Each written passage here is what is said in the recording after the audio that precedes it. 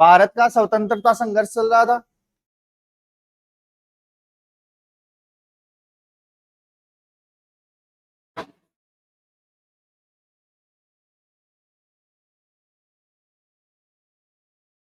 जलियांवाला बाग बता दिया था, क्या हुआ था जलियांवाला में?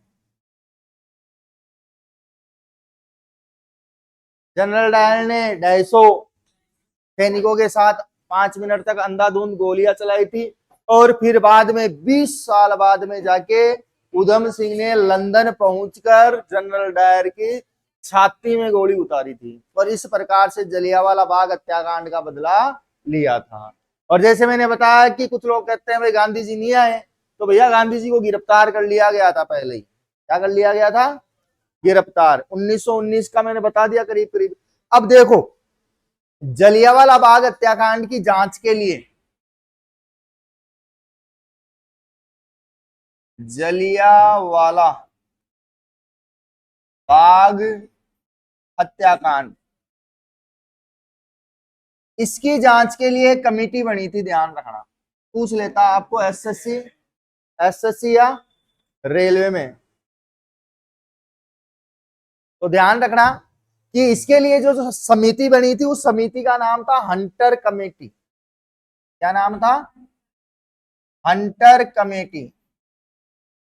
अब भाई ये हंटर अंग्रेज है, किसकी बोलेगा? अंग्रेज की बोलेगा। इसीलिए तो इस हत्याकांड के बाद में जो जनरल डायर था भाग गया था, उसे पता था कि यहां रुकेंगे तो मरेंगे। अब ये तो वहां चला गया इंग्लैंड, तब जाकर 20 साल जी गया, नहीं कि हिंदुस्तान में रहता तो कोई ना कोई टाबर मार जाता, टाबर भी मार जाता, क्योंकि छोटे छोटे बच्चों में भी आक्रोश था इस घटना को लेकर, क्योंकि उन्होंने अपने घर वालों को खोया था। इसके अलावा आगे बढ़ते हैं, तो 1919 के अंतर्गत ही एक और आंदोलन, जिसे कहते हैं हम खिलाफत आंदोलन। क्या बोलते हैं? खिलाफत आंदोलन। अब ये जो आंदोलन था ये चलाया था मुसलमानों ने, महाराष्ट्र में। कहां पे? महाराष्ट्र के मुसलमानों के द्वारा।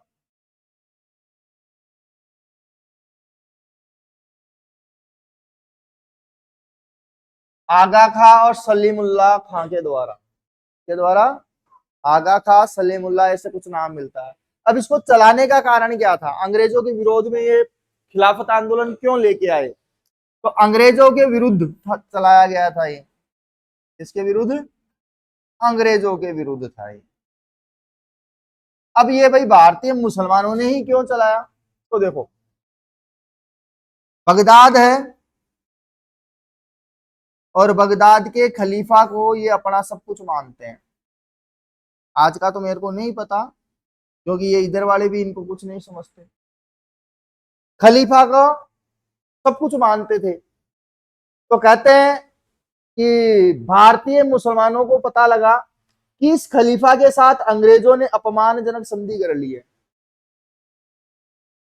खलीफा के साथ में क्या की?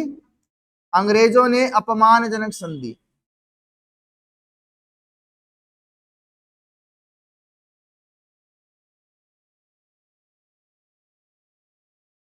और इसी अपमानजनक संधि का विरोध भारतीय मुसलमान कर रहे थे।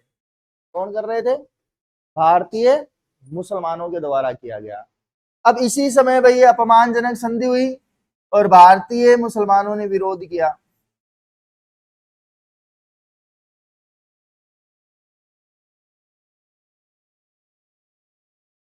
और इसी खिलाफत आंदोलन को गांधी जी ने समर्थन दिया। गांधी जी ने समर्थन दिया। कुछ लोग कहते हैं कि गांधी जी मुसलमानों को ज्यादा चाहते थे, आपकी गलतफहमी। उनमें समझ थी। समझ क्या थी वो मैं बताऊं। अंग्रेजों के जमाने में दो सबसे बड़ी कम्युनिटी है, हिंदू और मुस्लिम। और जब तक ये दोनों कम्युनिटी साथ नहीं आएगी या इनको साथ नहीं किया जाएगा, तो यहाँ हिंदुस्तान से मुसलमान क्या अंग्रेजों को भगाना बहुत मुश्किल है। इसीलिए गांधी जी ने क्या किया, हिंदू मुस्लिम एकता को बढ़ावा देने के लिए इसको समर्थन दिया। विरोध हुआ, अंग्रेज झुके और ये संधि इनको बाद में जाकर क्या करनी पड़ी, खत्म करनी। तो ये घटना कब की है, 1900, रोलैक्ट एक्ट भी 1919 में है, जलियांवाला बाग भी 1919 में है और खिलाफत आंदोलन भी 1919 में है। इसके बाद में लेते हैं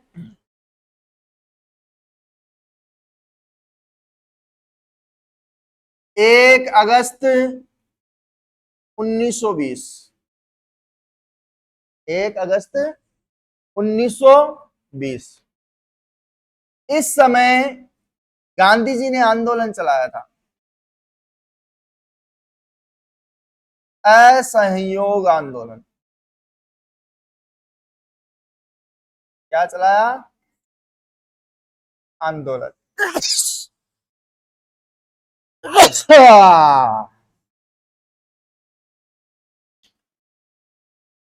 क्या चलाया, असहयोग आंदोलन चलाया, जिसका मैंने पहले कहा था कि असहयोग आंदोलन का वर्णन वो बहुत पहले कर चुके थे। 1909 में उनके द्वारा पुस्तक लिखी गई थी हिंद स्वराज, और हिंद स्वराज में क्या कहा था इन्होंने कि भारत अगर गुलाम है तो वो भारतीयों की वजह से है। अगर भारतीय लोग 1 साल के लिए अंग्रेजों का साथ देना बंद कर दे तो अंग्रेज साल भर में हिंदुस्तान छोड़ के चले जाएंगे। और उसी चीज को, जो चीज लिखी, उसी को धरातल पे कब उतारा, 1 अगस्त 1920 को, किस नाम से, असहयोग आंदोलन के नाम से उतारा। लेकिन इसी समय 1 अगस्त 1920 को बाल गंगाधर तिलक की मृत्यु हो जाती है। तिलक की मृत्यु हो जाती है।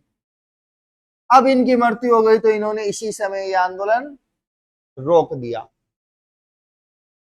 कि भाई बड़ा आदमी मर गया तो आंदोलन करने का कोई मतलब नहीं है। राष्ट्रीय शोक पूरी देश के लिए क्या है, दुख की बात है, और इस समय आंदोलन करना उचित नहीं होगा। तो इसलिए इन्होंने यह आंदोलन 1 अगस्त को शुरू किया और बंद भी कर दिया। फिर दोबारा आएंगे 1920 में, कुछ दिनों बाद। इसके अलावा ध्यान रखना, इस आंदोलन को दोबारा शुरू किया मृत्यु होने पर स्थगित कर दिया, और फिर इसी आंदोलन को दोबारा शुरू किया 13 अगस्त या 12 अगस्त मिलता है 1920 को। कब शुरू किया, 13 अगस्त 1920 को शुरू किया। और जब ये आंदोलन शुरू किया तो इन्होंने, अंग्रेजों ने जो उपाधियां दी थी वो सारी उपाधियां त्याग कर दी।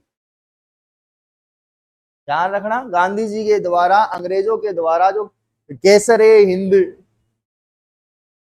उपाधियां दी गई थी, वो जब दोबारा इन्होंने असहयोग आंदोलन शुरू किया था उस समय लौटा दी थी। अब ये आंदोलन चल रहा है, असहयोग आंदोलन, और इस असहयोग आंदोलन के तहत जगह जगह पे जितने भी सरकारी कर्मचारी अंग्रेजों के यहाँ काम कर रहे थे, सबने बहिष्कार कर दिया काम का। क्लर्क वाले क्लर्क ऑफिस नहीं जा रहे हैं, स्कूल वाले स्कूल नहीं जा रहे हैं, कॉलेज वाले कॉलेज नहीं जा रहे हैं, फैक्ट्रियों में जाने वाले फैक्ट्रियों में नहीं जा रहे हैं। मतलब एक तरीके से सभी लोगों ने अंग्रेजों के जो काम धंधे थे वो सारे ठप कर दिए। तो गांधी जी ने कहा था कि भाई आंदोलन तो करेंगे लेकिन लड़ेंगे नहीं, उग्र नहीं होंगे, शांति तरीके से, अहिंसा से, शांति और अहिंसा के साथ में लड़ेंगे। लेकिन होता कुछ और है, ये आंदोलन चल रहा होता है उसी समय एनसीईआरटी में 5 फरवरी लिखा हुआ मिलता है। 5 फरवरी 1922, नोट ए छोरा छोरी, इट्स चोरा चोरी, चोरा चोरी कांड हो जाता है। क्या हो जाता है? और ये चोरा चोरी कांड हुआ था गोरखपुर उत्तर प्रदेश में। गोरखपुर उत्तर प्रदेश में शुरू हुआ। अब इसके अंतर्गत क्या था कि जब गांधी जी ने असहयोग आंदोलन दोबारा से शुरू किया तो आंदोलन चल रहा था, 20 में शुरू हुआ, 22 आ गया, 2 साल कंप्लीट हो गए करीब करीब। अब 2 साल के तहत कहते हैं कि चोरा चोरी कांड के अंतर्गत कुछ उग्र भीड़ में शामिल लोग थे, वो आए और इस चोरा चोरी नामक पुलिस स्टेशन पर, पुलिस थाने में आग लगा दी। आग लगा दी उग्र भीड़ ने। अब आग लगा दी तो भाई अंग्रेज तो मरे जो मरे, लेकिन यहाँ पे कुछ महिलाएं, बच्चे और जो बेगुनाह लोग थे उनकी भी क्या हो गई? मृत्यु हो गई। और इसी बात से दुखी होकर गांधी जी ने अपना असहयोग आंदोलन वापस ले लिया। ध्यान रखना, क्वेश्चन पूछा जाता है कि गांधी जी ने अपना असहयोग आंदोलन पहली बार जब स्थगित किया था तब उसका कारण क्या था? बाल गंगाधर तिलक था। और दोबारा जब इसको वापस लिया या बंद किया था तो उस समय कारण क्या था? चोरा चोरी कांड था। तो यहां पे लिख देता हूं मैं, गांधी जी ने गांधी ने इस घटना से आहत होकर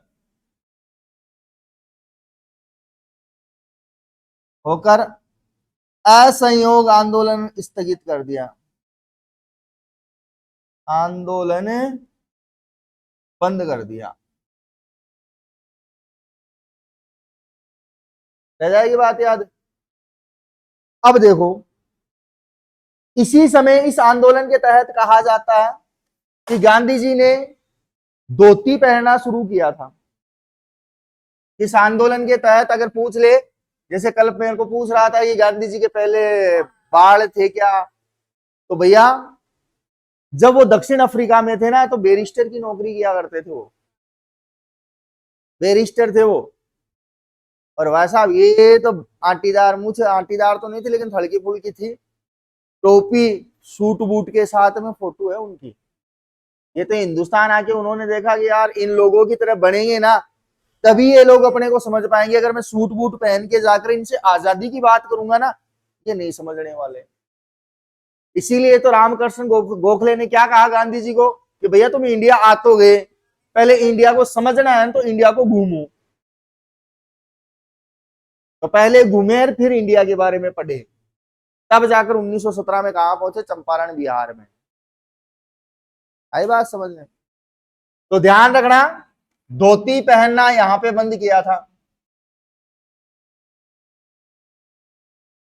शुरू किया गांधी जी ने, धोती पहनना शुरू किया, पहनना शुरू किया। पहली बार धोती यहां पहनी थी। समझ में आई बात? तो एक बार ये घटना तो उतारो, फिर आगे और देखते हैं।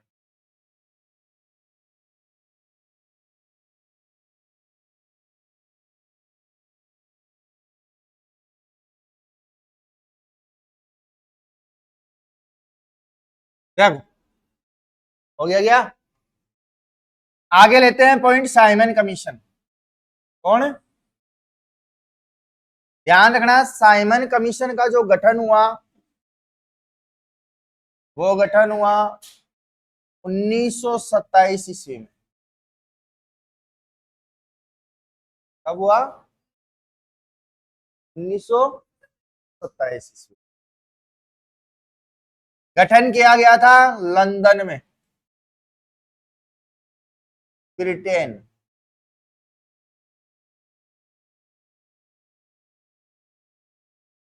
इसका अध्यक्ष था जॉन साइमन। क्या नाम था? और इसी जॉन साइमन के नाम पे इसका नामकरण हुआ। ध्यान रहेगी बात, कि साइमन कमीशन को साइमन कमीशन क्यों कहा गया? कि भाई इसका जो अध्यक्ष था वो कौन था? जॉन साइमन, तो साइमन के नाम से कमीशन बना। भारत आया था ये 1928 में पहुंचा था। ये कब पहुंचा भारत? अब इसका काम क्या था कि भाई यहाँ की राजनीतिक व्यवस्था के लिए कुछ सर्वे करना, जैसे ये मांग कर रहे थे संविधान सभा की आजाद करने की या अन्य कोई राजनीतिक अधिकारों की, तो उसके सर्वे के लिए ये गठन आया था, गठन क्या, कमीशन आया था। और कमीशन जब आया तो भारत आने के पे साइमन कमीशन का विरोध किया गया। साइमन कमीशन का विरोध हुआ और इस विरोध में शामिल थे गांधी जी, कांग्रेस ने किया, इसके अलावा अपने लाला लाजपत राय,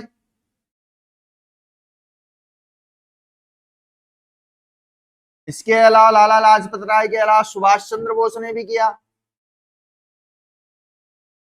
सुभाष चंद्र बोस आ चुके थे इस समय, पता है सुभाष चंद्र बोस आज की आईएएस आईपीएस की नौकरी को छोड़कर हिंदुस्तान को आजाद कराने में लग गए थे। सिविल सर्विस को छोड़ दिया था कि अगर मैं नौकरी करूंगा तो हिंदुस्तान को आजाद कौन कराएगा, है? लेकिन वो भी एक दौर था।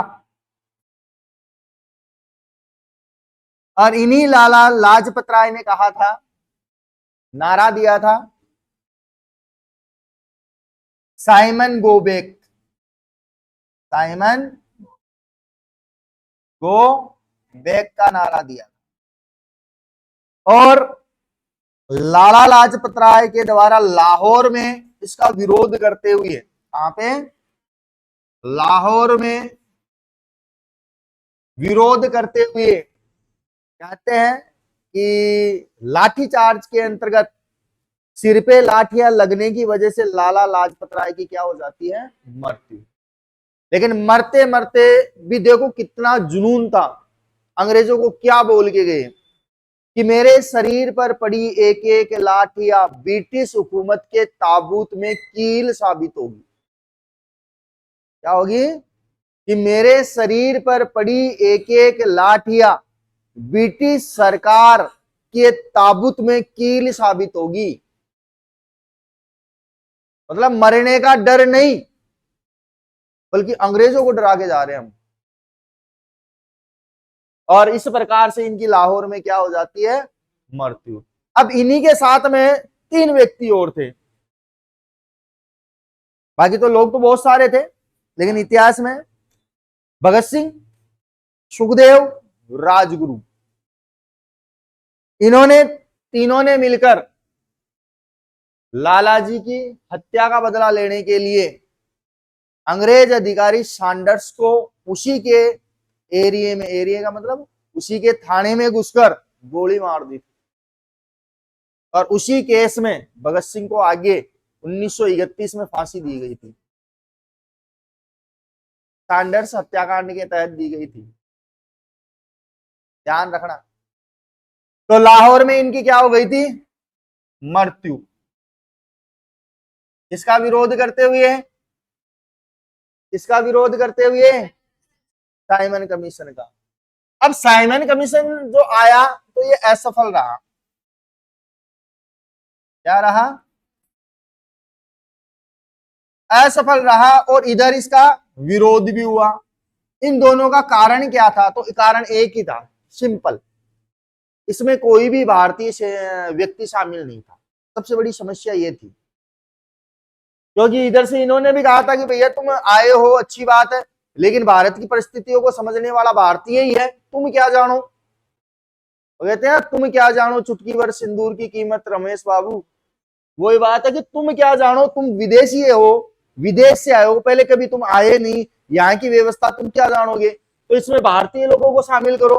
इन्होंने कहा नहीं करेंगे। तो नहीं करेंगे तो भैया हम भी विरोध करेंगे। समझ में आई बात?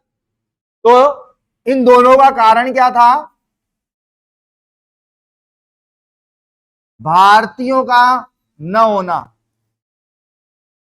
कमीशन में न होना, इन्हीं कारण से इसका इंडिया में विरोध हुआ और ये क्या रहा, असफल रहा और वापस चला गया।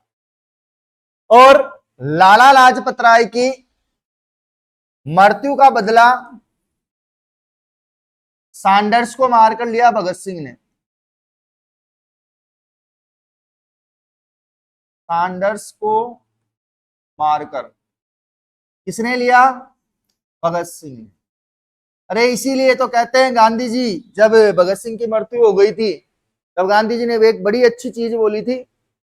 गांधी जी कहते हैं कि माना कि भगत सिंह को फांसी दे दी गई, लेकिन जब जब हिंदुस्तान में जब कोई भी व्यक्ति इंकलाब जिंदाबाद बोलेगा ना, तो वो भगत सिंह जिंदाबाद बोलेगा, ये बोलेगा। इसीलिए तो सब इंकलाब जिंदाबाद बोलते हैं ना, तो भगत सिंह जिंदाबाद होता वो है ना। आज तक किसी को पता ही नहीं होगा। तो ध्यान रखना, साइमन कमीशन कब आया, भारत कब आया, नाम साइमन कैसे पड़ा, जॉन साइमन की वजह से भारत आया। तो विरोध हुआ, विरोध का कारण क्या था कि इसमें एक भी भारतीय व्यक्ति शामिल नहीं था, इसलिए ये असफल भी रहा और ये विरोध भी किया गया गांधी जी के द्वारा, कांग्रेस के द्वारा, लाला लाजपत राय के द्वारा और सुभाष चंद्र बोस के द्वारा। पूरा नाम लिख लेना भाई।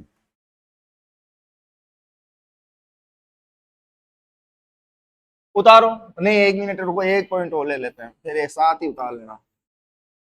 अगला पॉइंट लेते हैं हमें 1932,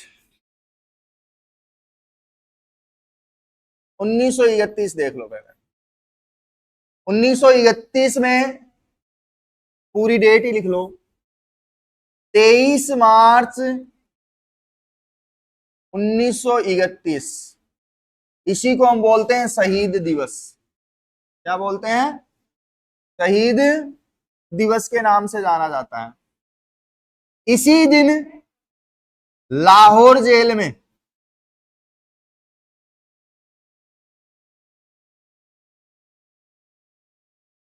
भगत सिंह,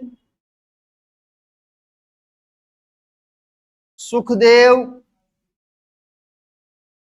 और राजगुरु को फांसी दी गई।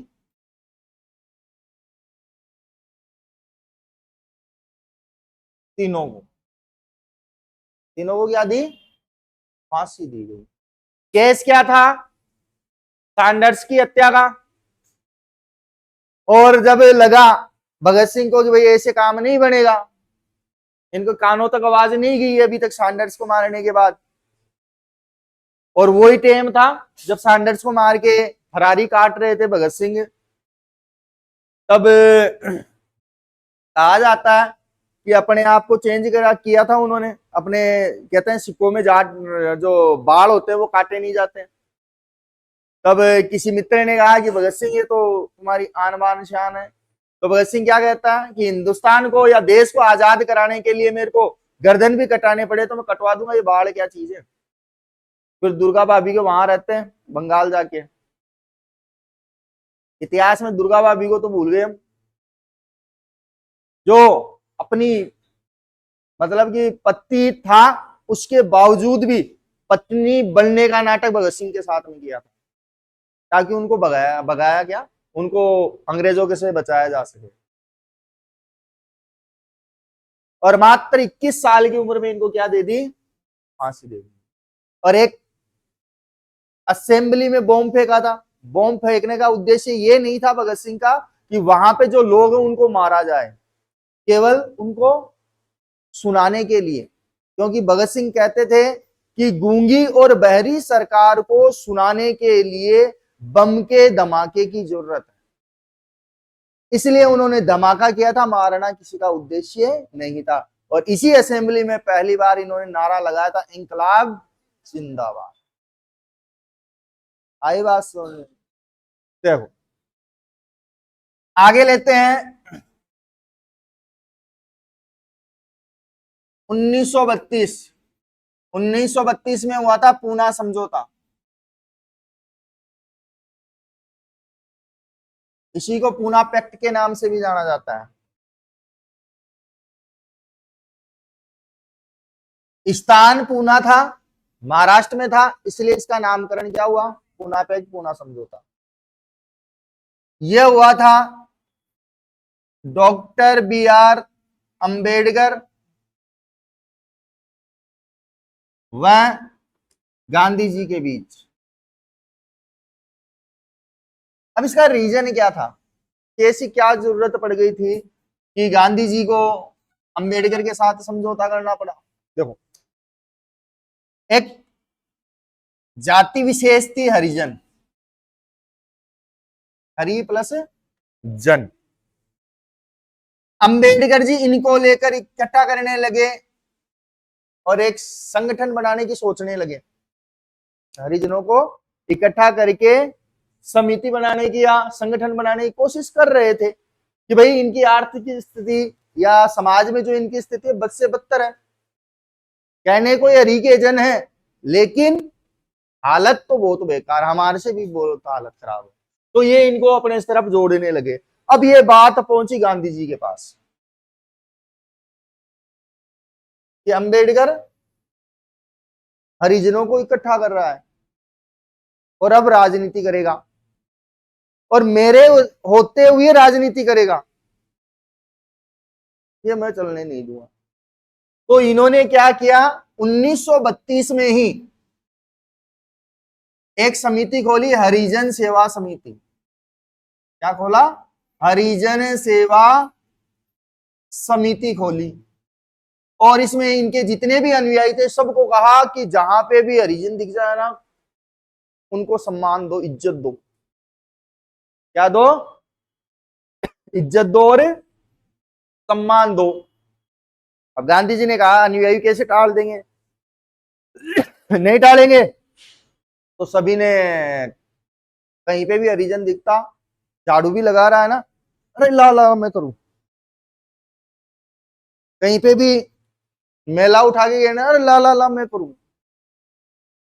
तो हरिजनों को ये प्रतीत होने लग गया कि हमारा भला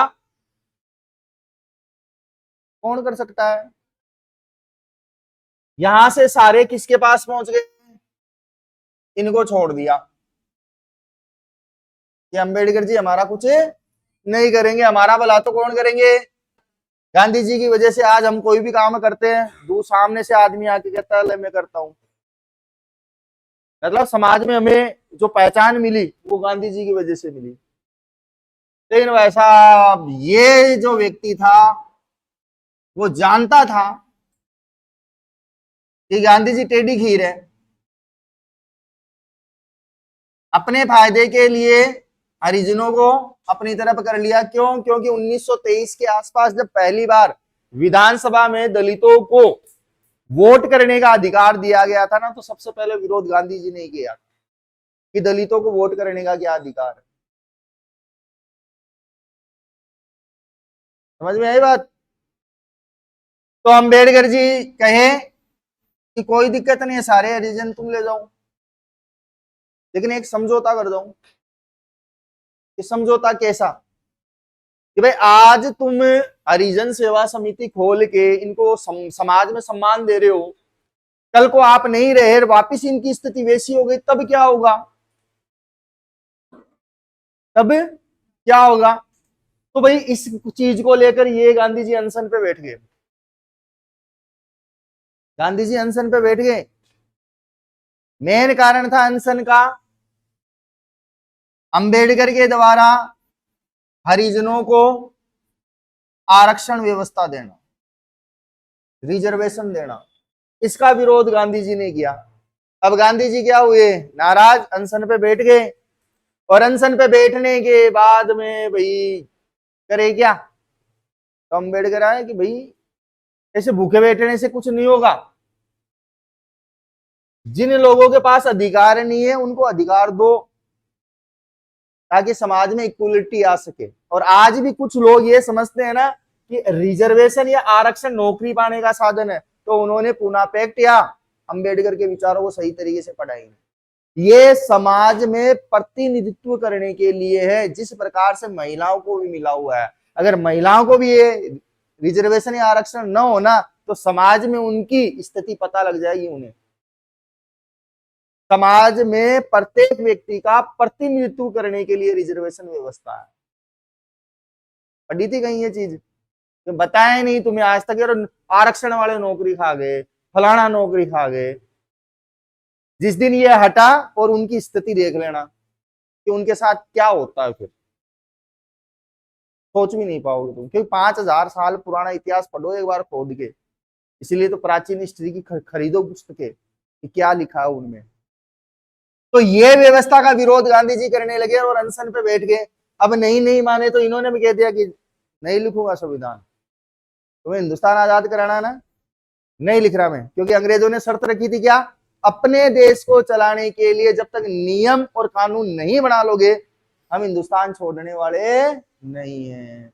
पकड़ाया था इन्होंने लिफाफा 1924-26 के अंदर लिख के, लेकिन अंग्रेजों के बर्किन हेड ने फाड़ के फेंक दिया। सारा सभी को एक ही अधिकार दे दिया, बाकी के लोग कहां जाएंगे, बाकी धर्म के लोग कहां जाएंगे। इसलिए अंग्रेज जितना सही थे उतने गलत भी थे। फाड़ के फेंक दिया, ले जा, कोई किसी काम का नहीं है, इक्वलिटी नहीं ला रहे हो तुम, जबकि हम तुम्हें आजाद करेंगे। तब आइडिया भी गांधी जी ने दिया था अम्बेडकर का कि आजा, किसी में वो बंदा लिख सकता है। और यहाँ पे दोनों के बीच में ये चल रहा है। तो अब गांधी जी करे क्या? तो गांधी जी ने कहते हैं अपना एक अनुयायी भेजा और इस पूना पैक्ट पे क्या करवाए, सिग्नेचर। खुद नहीं गया, नहीं गया तो नहीं गया भैया, हो सकता है शर्म आ रही हो। और इस प्रकार से पूना समझौता क्लियर हुआ। अभी तक आपने किसी भी घटना का सही तरीके से अध्ययन किया ही नहीं, समस्या ये है, इसलिए वो चीज हमें याद नहीं हो पा रही। हकीकत है ये। हम लाते हैं गाइड, पर्टिकुलर किसी एक व्यक्ति की बुक लाके पढ़ना ही नहीं चाहते हैं। समस्या ये भी है हमारे साथ। अब पर्टिकुलर एक व्यक्ति को पढ़ते हैं ना तो उसकी पूरी जीवनी अपने पास मिलती है, पूरी जीवनी अपने पास मिलती है, और समाज और राजनीतिक व्यवस्था को समझने में आसानी होती है। यही हकीकत है। अब देखो मैंने शुरू से क्या बोला, जितने भी पढ़े लिखे हैं ना उनकी वजह से हमारे यहाँ जागरूकता आई है। ये सारे पढ़े लिखे ही हैं। बाद वाले लोग ये भी लठ लेके निकल लेते 1857 की क्रांति की तरह निकल लेते ना, लेकिन इन्होंने कलम के जोर पे, इसके कलम के जोर पे अपने आप को साबित किया। इसीलिए तो अम्बेडकर को क्या बोलते हैं, सिंबल ऑफ नॉलेज। और student day B R Ambedkar के जन्म दिवस पे ही आता है, 14 अप्रैल। एग्जाम में पूछे हुए क्वेश्चन नहीं, ठीक है, उतार लो फिर अब।